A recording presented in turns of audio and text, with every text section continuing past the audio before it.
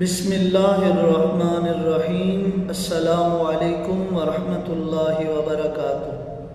صحیح بخاری شریف حدیث نمبر 132، حضرت سیدنا محمد بن حنفیہ حضرت علی المرتضیٰ شیر خدا رضی اللہ تعالیٰ عنہ سے روایت فرماتے ہیں۔ حضرت علی المرتضیٰ شیر خدا رضی اللہ تعالیٰ عنہ بیان کرتے ہیں کہ میں ایسا شخص تھا جس کو مزی بہت آتی تھی۔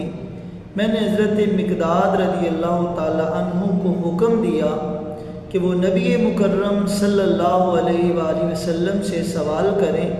انہوں نے سوال کیا تو آپ صلی اللہ علیہ وآلہ وسلم نے فرمایا اس میں وضو کرنا ہے۔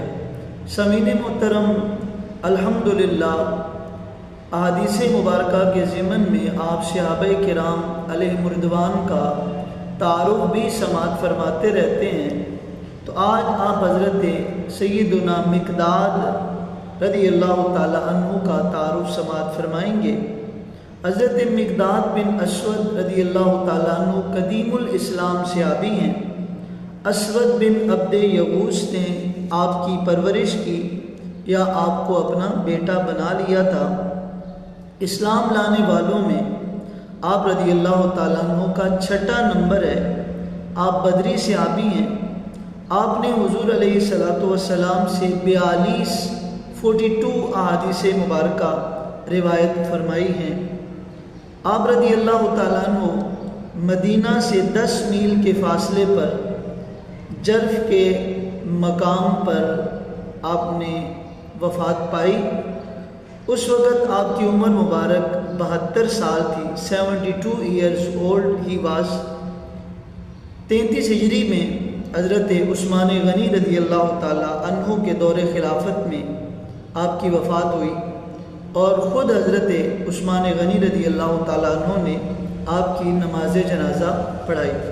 سامعین محترم، اس حدیث مبارکہ کی باب کے عنوان سے مطابقت واضح ہے، کیونکہ باب کا عنوان ہے حیا کی وجہ سے دوسرے کو سوال کرنے کا حکم دینا، اور حضرت علی المرتضیٰ رضی اللہ تعالیٰ عنہ کو خود رسول اللہ صلی اللہ علیہ وآلہ وسلم سے یہ سوال کرتے ہوئے حیا آتی تھی، کیونکہ آپ علیہ السلام کی صاحبزادی حضرت علی المرتضیٰ شیر خدا رضی اللہ تعالیٰ عنہ کے نکاح میں تھی۔ اس لیے انہوں نے حضرت مقداد رضی اللہ تعالیٰ عنہ سے کہا کہ وہ آپ علیہ السلام سے یہ سوال کریں۔ اس حدیث مبارکہ میں آپ نے بتایا کہ مزی میں وضو ہے، یعنی مزی کے خروج سے نکلنے سے غسل واجب نہیں ہوتا بلکہ وضو واجب ہوتا ہے، کیونکہ یہ نجس ہے، اس لیے اس کے نکلنے کے بعد، خروج کے بعد شرمگاہ کو دھونا بھی واجب ہے، ضروری ہے۔ حضرت علی المرتضیٰ رضی اللہ تعالیٰ عنہ نے حضرت مقداد رضی اللہ تعالیٰ عنہ سے کہا کہ آپ جا کر حضور سے یہ سوال کریں۔ اس سے یہ بھی معلوم ہوا کہ استفتاء میں نیابت جائز ہے، یعنی کسی سے فتویٰ لینا ہو، کسی سے فتویٰ پوچھنا ہو تو اس میں کسی کو اپنا نائب بنا کر بھیجنا بھی جائز ہے۔ نیز اس سے یہ بھی معلوم ہوا کہ اپنی بیوی کے والد کا احترام کرنا چاہیے اور ان کے سامنے ایسی بات کا ذکر نہیں کرنا چاہیے جو ان کی بیٹی کے ساتھ ازدواجی تعلقات یا بوس و کنار سے متعلق ہو۔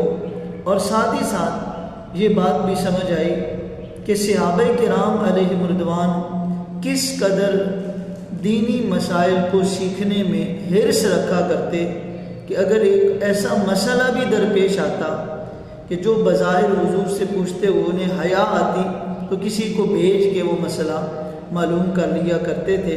اور آج اگر ہم اپنا محاسبہ کریں تو یقیناً ہمارے بہت سارے ایسے مسائل ہیں کہ جن کا ایسے معاملات کے ساتھ کوئی تعلق نہیں ہوتا۔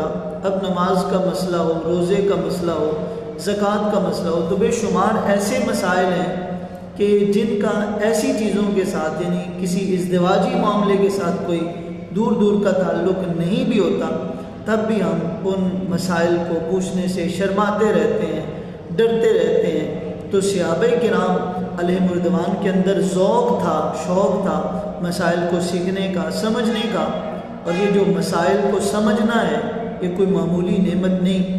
میرے اور آپ کے آقا کریم صلی اللہ تعالی علیہ وسلم نے ارشاد فرمایا، جس سے اللہ بھلائی کا ارادہ فرماتا ہے اسے دین کی سمجھ عطا فرما دیتا ہے۔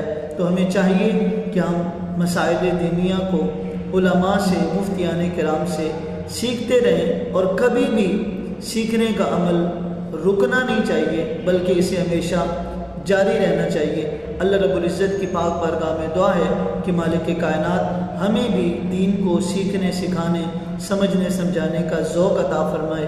آمین ثم آمین۔